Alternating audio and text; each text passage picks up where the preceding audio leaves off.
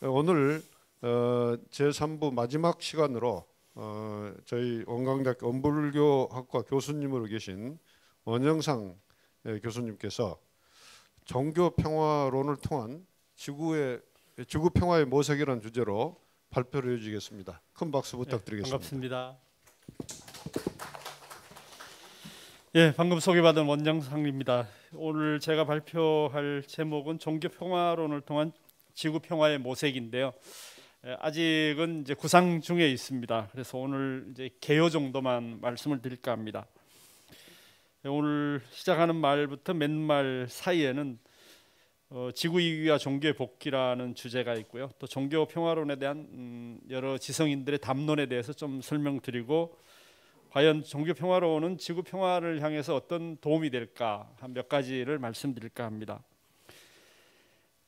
제가 말씀 안 드려도 20세기는 전쟁의 세기였습니다. 전문가들에 따라서는 좀 다릅니다만 한 1, 2억 명 정도가 전쟁에서 죽었습니다. 아시다시피 19세기 말에는 우리나라 같은 경우는 청일 전쟁, 그리고 20세기 와서는 러일 전쟁, 1차 세계 대전, 또 2차 세계 대전, 중일 전쟁, 또 태평양 전쟁, 또 한반도의 그 6.25 사변까지 합쳐가지고 그야말로 20세기는 대량 학살이 있었던 그런 시기라고 볼 수 있겠습니다. 강일철 선생님이 쓰신 그 전쟁과 종교의 그 책에 보면은 1999년도에는 세계 분쟁이 45건이 일어났는데요. 이 한 해입니다. 거기에 무력 충돌 중에 그 24건이 종교 분쟁인데 53%를 차지하고 있다고 봅니다. 그런데 이제 그 외 직간접적으로 다 합쳐 보면 한 60-70%가 이 세계 분쟁에 종교가 관련되어 있습니다. 그만큼 이 전쟁과 종교는 또 뗄래야 뗄 수 없는 문제이고요. 그리고 이제 전 세계 국가의 군비 지출액이 2018년도 한 해만 해도 1조 8,220억 달러였습니다. 2,122조입니다. 스웨덴의 스톡홀름 국제평화연구소에서 늘 매년 이런 보고서를 내고 있는데요. 1인당 239달러. 전 세계의 군비의 반 이상을 미국이 차지하고 있습니다. 그런데 아시다시피 우리나라도 그렇고 거의 모든 나라들이 군비를 전부 증강하고 있습니다. 내려가는 것이 아니고 점점 높아져 가고 있다는 얘기죠. 저희 한국은 이제 다종교 사회인데요. 아마 이런 나라가 드물 걸로 생각합니다. 이제 미국과 같이 그 다양한 인종들이 융합되어 있는 사회에서는 다양한 종교가 있습니다만은 그러나 이제 우리나라처럼 이렇게 굉장히 그 자생 종교, 역사가 또 오래됐기 때문에 자생 종교로부터 시작해서 또 세계적인 종교들이 싹 들어와 있는 데는 아마 없지 않을까 이런 생각이 들어요. 그리고 이제 조선 시대나 고려 시대 때 이제 서로 종교와 국가 권력이 이렇게 합세해서 탄압한 사례는 있습니다만은 현재 이 세계적인 종교가 모여 있는 가운데 큰 분쟁이 없다는 게 굉장히 그 장점입니다. 그래서 저희 안에서 저희 종교학자들과 또 이 종교인들이 모여가지고 레페스 포럼이라는 것을 2015년부터 저희들이 주최를 해왔습니다. 저도 거기 창립 때부터 쭉 관여를 해왔는데요. 저희가 종교평화연구라는 Religion and Peace Studies라고 하는 것은 이제 출범시켜서 지속적인 대화를 해왔습니다. 그래서 종교 안에서 종교를 넘어 불교와 그리스도인의 대화, 그리고 지속적 폭력과 간헐적 평화라는 책을 저희들 냈고요. 그리고 금년에 이제 종교평화론 담론이라는 책을 원고가 다 끝나서 4월에 지금 출판 예정 중에 있습니다. 여기에는 이제 우리 한국의 모든 종교와 관련된 분들이 함께 가세하고 있고요. 특히 이제 일본과의 그 대화도 지금 지속적으로 추진하고 있습니다. 이 목표는 뭐냐면 아시아 종교평화학회를 저희들이 출범시킬 예정으로 지금 이런 모임을 하고 있는데요. 사실은 2월에 출범 예정이었습니다만은 코로나 때문에 현실화되지 못했습니다. 그래서 어느 정도 진정이 되면은 저희가 아시아 종교평화학회를 출범시킬 예정으로 있습니다. 지구 위기와 종교의 복귀인데요. 후기 마르크스주의 비평가죠. 문학 비평가이면서 또 문화 비평가인 테리 이글턴이 이런 얘기를 합니다. 계몽주의 이래 신의 죽음을 기획했던 이성은 실패했다. 종교적 믿음이 사회 질서의 실존을 위한 일련의 근거를 제공하는 부담에서 자유로워진다면 종교적 믿음은 정치의 비판자로서 진정한 목적을 자유롭게 발견하게 될 것이다.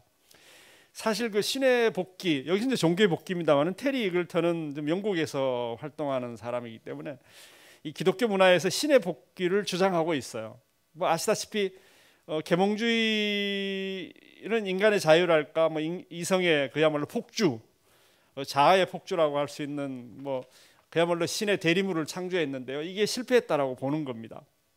결국 이 테리 이글턴이 얘기하는 것은 후기 자본주의를 비판하는 거죠. 모든 것이 상대화됐기 때문에 결국은 그야말로 어떤 것도 절대성을 가질 수 없는, 그 반면에 인간의 자아가 증폭되고 폭주됐기 때문에 결국 무질서로 나가고 있다라고 보는 겁니다. 이건 뭐 이제 서양 내부의 자기 고백이라고 할 수 있는데요. 1991년도에 아시다시피 그 이라크가 쿠웨이트를 침공했죠. 그래가지고 그 반격으로 연합군을 결성한 그 미국이 이라크를 공격할 때 아마 다 같이 보셨을 겁니다. 텔레비전에 그 미국 대통령 조지 W 부시가 얘기하는 게 나오죠. 그 속에 신의 이름으로 전쟁을 개시한다라는 말이 나옵니다.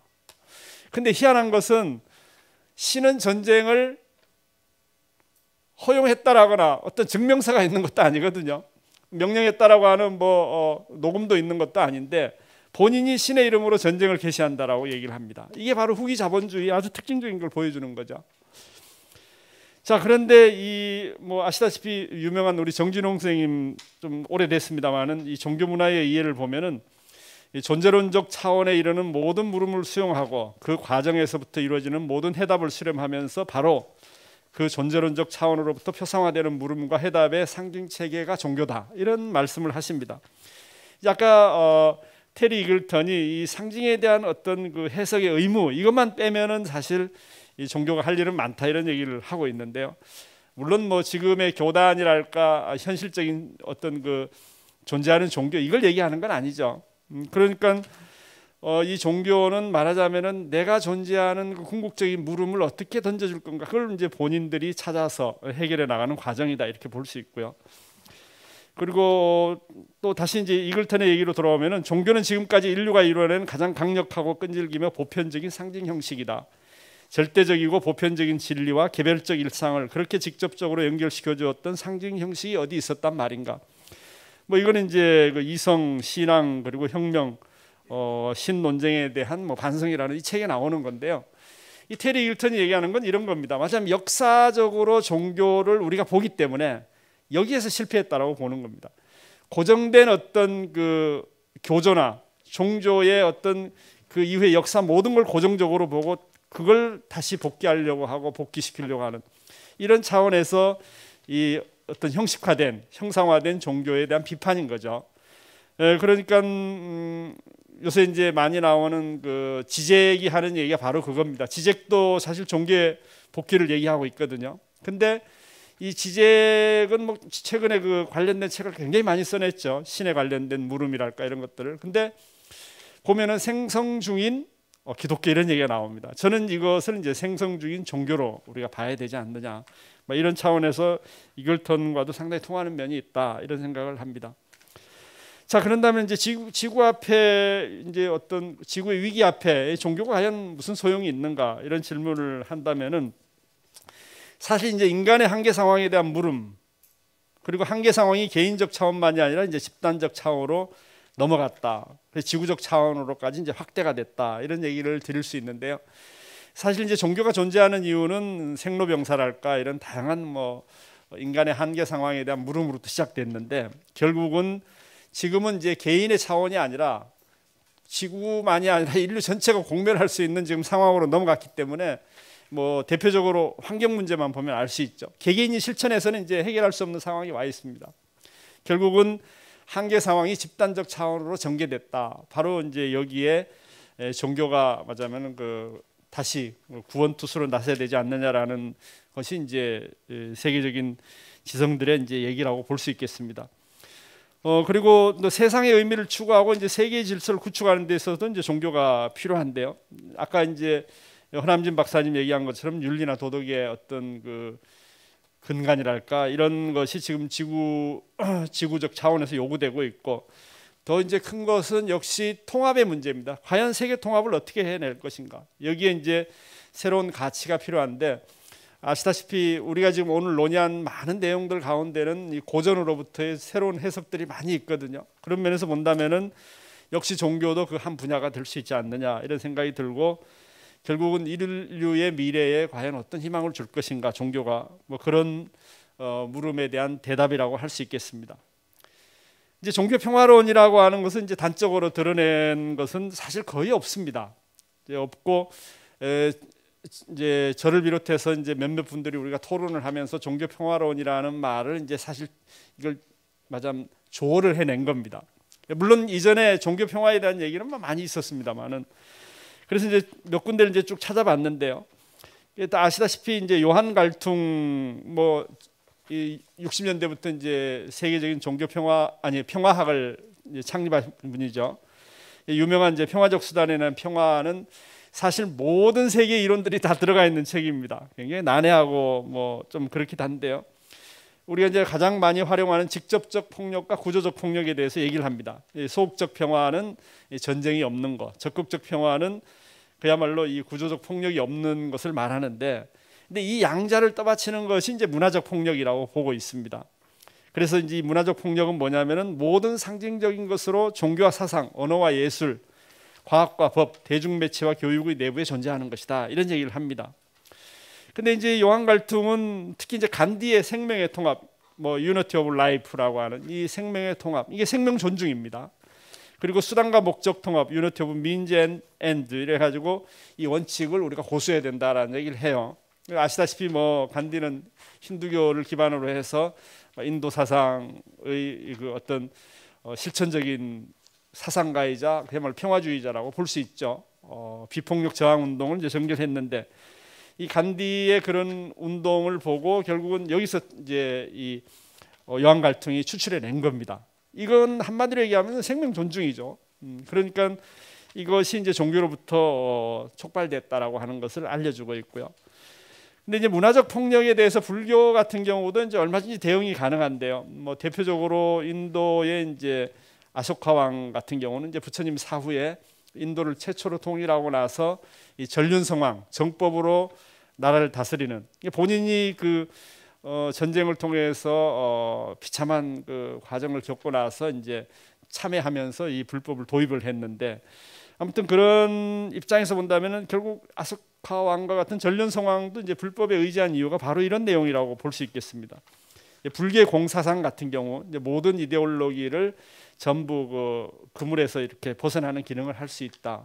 그러니까 아소카 왕 같은 경우는 동물까지도 다 말하자면 그 평화의 범주에 다 넣었거든요. 그러니까 이게 벌써 2000년 전 얘기인데, 특히 이제 불교에 대한 집착마저 벗어날 때 진리의 눈을 얻게 된다. 자기 종교마저도 이제 벗어나야 된다라고 보는 거죠. 불교는 이러한 입장에서 이제 어떤 이데올로기에도 집착하지 않는 유연함과 개방성이 이 불교의 공예에 들어 있고, 사실 대승불교의 기본적인 맥락은 이 공예에 기반돼 있다, 이렇게 본다면은 뭐 이건 불교만이 그런 게 아니고요. 이슬람도 그렇고 뭐 그 기독교도 다 근본적인 입장에서는 다 열려 있다라고 볼 수 있겠습니다. 그래서 이제 그 울리백, 오늘 많이 그 인용된 그 위험사회를 쓴 그 울리백은 이제 그런 얘기를 합니다. 종교란 수백 년 동안 거대한 소극적 장벽 쌓기 또는 허물기를 전문적으로 수행한 건설 재벌이다. 종교는 서로에 대항하거나 서로 힘을 합쳐 종족, 민족 아니 대륙을 넘어 장벽을 헐거나 세운다. 이건 사실 비판적인 얘기입니다. 특히 종교가 갖고 있는 보편 사상에 의한 충돌, 이걸 굉장히 경계를 울리백은 하고 있습니다.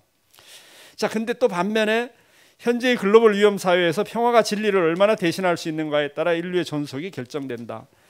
종교는 세계 정치에서 핵심적 역할을 해야 된다. 뭐 이런 얘기를 하거든요. 근데 이 울리백이 이게 아마 거의 마지막 저술을, 그 마지막 단계 저술일 걸로 생각해요. 돌아가셨죠. 그러니까 최종적으로는 이제 종교의 해법을 구한 겁니다. 이 위험 사회에 대해서. 근데 여기에서 이제 평화가 진리를 얼마나 대신할 수 있는가? 이건 우리가 지금 뭐 중장기적으로 본다면은 이제 지구 환경 문제도 있지만 당장 이 목전의 문제는 전쟁입니다. 이 전쟁을 어떻게 막느냐? 지금 상시적으로 일어나고 있거든요. 그러니까 이 올리백이 가장 위험 사회에서 가장 시급한 문제를 이런 그 평화 문제로 봤다는 것이 굉장히 그 의미가 깊다라고 생각을 합니다.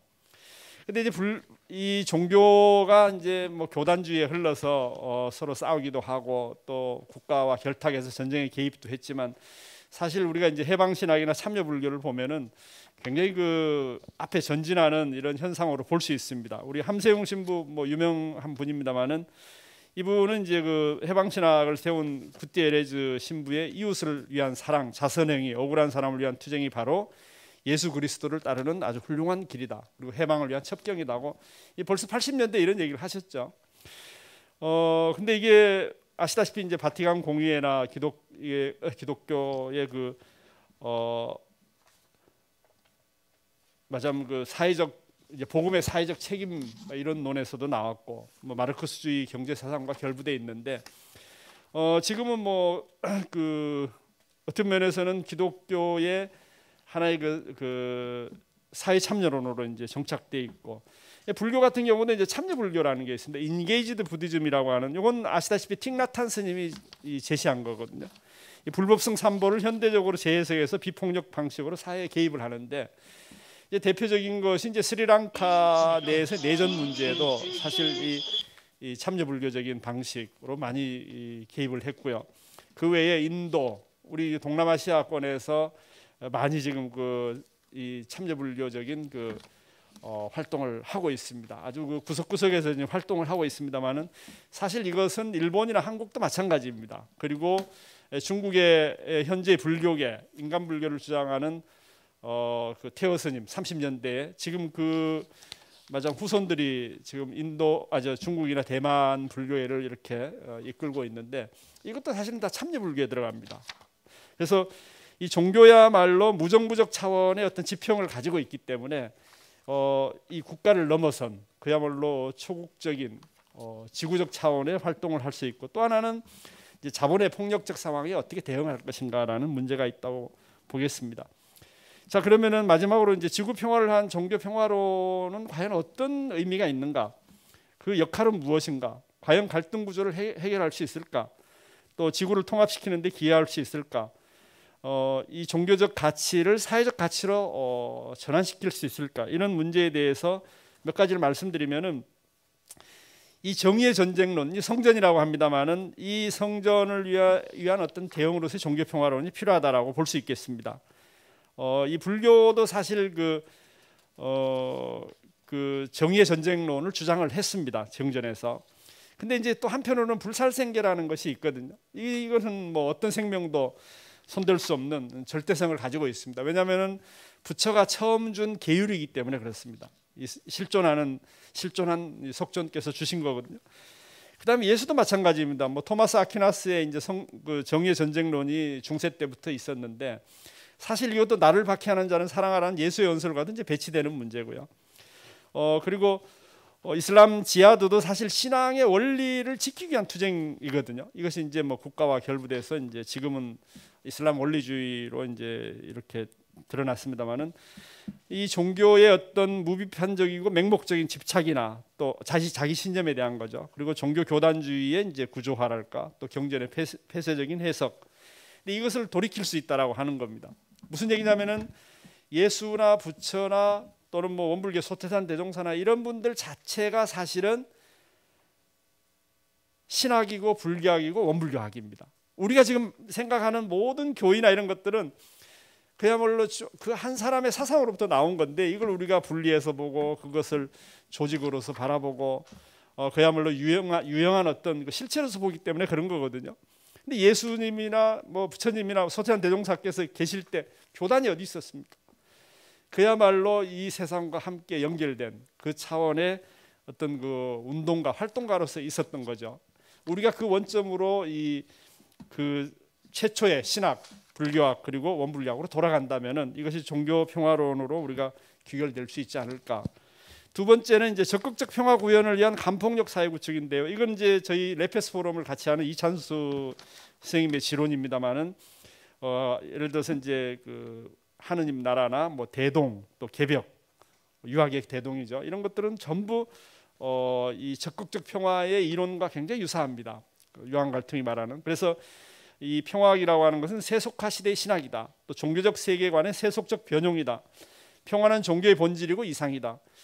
그래서 평화는 결국은 폭력을 줄이는 건데요. 이 종교 자체가 그런 역할을 사실 해왔다라고 이제 볼 수 있겠습니다. 그래서 우리가 예를 들면 히브리어의 뭐 살롬이라는 말, 이 평안이나 평강이란 말이죠. 또 불교의 니르바나, 열반이란 말은 평화라는 뜻이거든요. 결국 종교가 지향했던 것은 전부 평화입니다.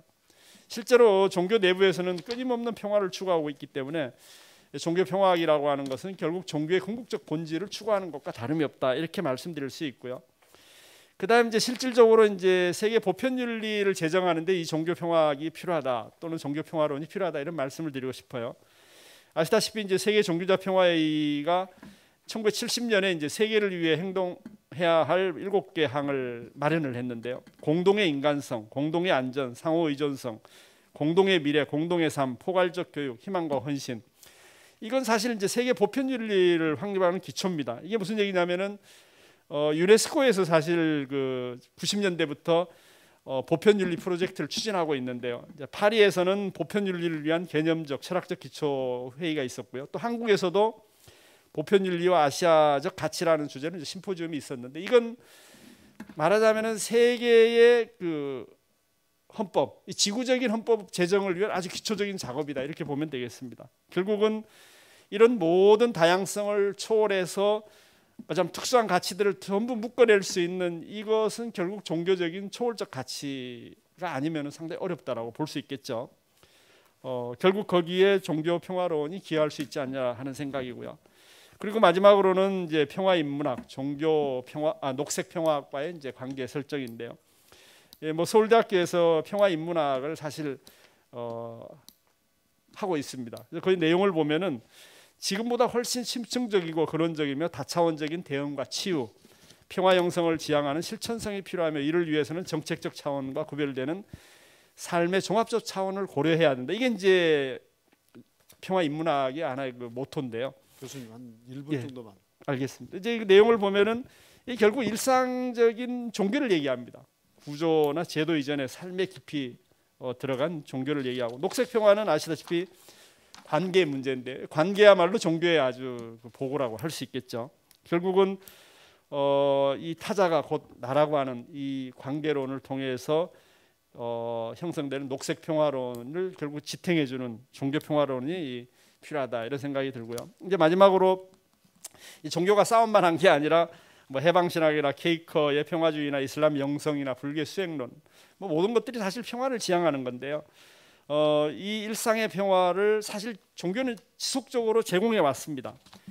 근데 이제 이를 위해서는 두 가지인데 하나는 종교다원주의가 필요하다고 생각합니다. 결국은 종교 자신을 넘어선 자신의 교의를 넘어선 어떤 그 사회적인 문제, 지금 시급한 평화를 위해서 종교가 말하자면은 그 어떤 목표를 향해서 그 목표가 평화라고 볼 수 있겠죠. 그것을 위해서 자신을 넘어설 수 있는 이런 하나의 그 대의가 필요하다고 생각하고요. 두 번째는 국제 정치에서 이제 종교 역할 비중인데 아시다시피 지금 뭐 미얀마의 쿠데타가 일어났지만 국제 사회가 아무 힘도 못 쓰거든요. 이우진 교수님 말씀하신 것처럼 그야말로 이 유엔 자체는 강대국의 그야말로 이권을 위한 집합체입니다. 그리고 그 체제 자체가 2차 세계 대전 때 그 체제고요. 이미 사실 와해해 가지고 새롭게 구성을 해야 되는데 여전히 이 약육강식의 구조로 되어 있거든요. 이런 면에서 볼 때 이 국제 정치에 있어서 이제 종교의 단합이 필요한데 이제 원불교에서도 유나이티드 릴리전스라고 하는 종교 연합을 주장하고 있는데요. 뭐 원불교만 주장하는 게 아닙니다. 사실 일본의 여러 종교들 또 인도 또 여러 그 다른 그 이웃 종교에서도 많이 주장하고 있기 때문에 결국 이 어떤 그 생명의 가치를 위한 어떤 연대, 저는 이제 이걸 생명평화 종교연대라고 하는 말로 이제 바꾸고 싶은데요. 이런 그 연대가 이제 종교 간에 저는 뭐 현실적으로 가능하다고 생각합니다. 유엔이 그 역할을 못 하기 때문에 아마 이런 이제 우리가 담론을 벌여간다면은 지구 평화를 위한 어떤 종교 평화론 또는 종교 평화학이 충분히 하나의 그 역할을 해낼 수 있지 않을까 이런 생각을 하면서 제 말씀을 마칠까 합니다. 대단히 감사합니다.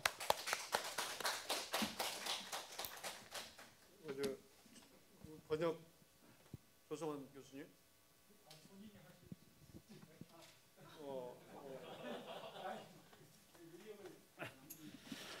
簡単に申し上げます。私は宗教平和論を通じた地球平和の探索というかそういう内容なんですけれども、一応今の地球の一番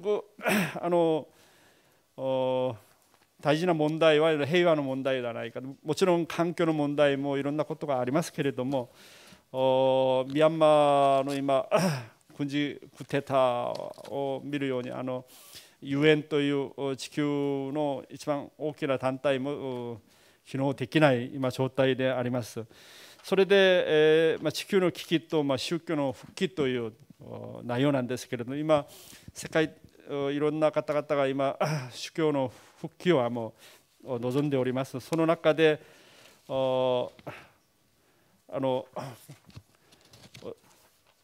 今の地球の問題に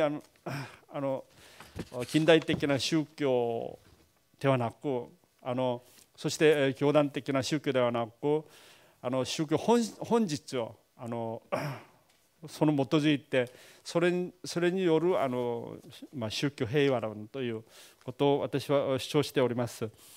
そして、この宗教平和論ということはどういうふうに機能できるのかについては4つなんですけれども、1つは正義の戦争論について対応できる宗教平和論でありますし、2つ目は積極的な平和復元のためのヘリですね、ヘリの原暴力の宗教平和論です。3つ目は普遍倫理制定に宗教平和論の役割です。そして最後は平和人文学校、緑ですね、緑の平和学との関係なんですけれども、これはもちろん宗教のいろんな面の教理教学の本質に基づいた理論なんですけれども、それについて申し上げたかったんですけれども、最後はそのためには宗教自体自分を乗り越えた教団とか団体を乗り越えた本当の今あちこち行われている暴力について、その平和のための宗教自体の努力ですね、それについて宗教が必要であるということ、これは私は宗教新多元主義、宗教の新多元主義ということでこれが必要ですし、2つ目はさっき申し上げたようにUNという世界的な団体も機能できない今状態なんですけれども、それを乗り越えたUN の代わりに役割できるような世界的な地球的な政治団体としての UR という United Religions という団体が必要ではないかということを主張したかったと思います。どうもありがとうございました。 감사합니다. 원영상 교수님께서 어떤 이 원불교학과 교수님으로서 절박한 심정을 갖고 계신 것 같습니다.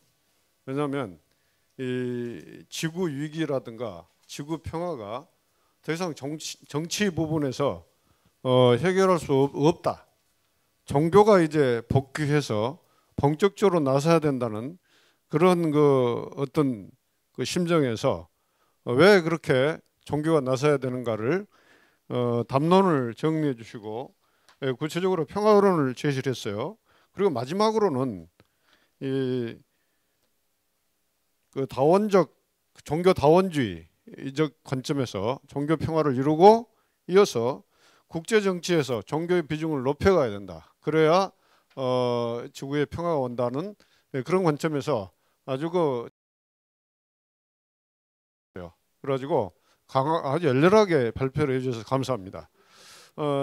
이상으로 그 3부를 마치고 이제 이게 지금 원래는 토론을 가져야 되는데 다음 종합 토론하고 겹치게 됩니다. 그래서 잠시 10분을 쉬었다가 허남진 교수님께서 종합 토론을 진행해 주겠습니다. 그리고 대략 한 5시 50분까지 이 발표를 할 수 있도록 하겠습니다.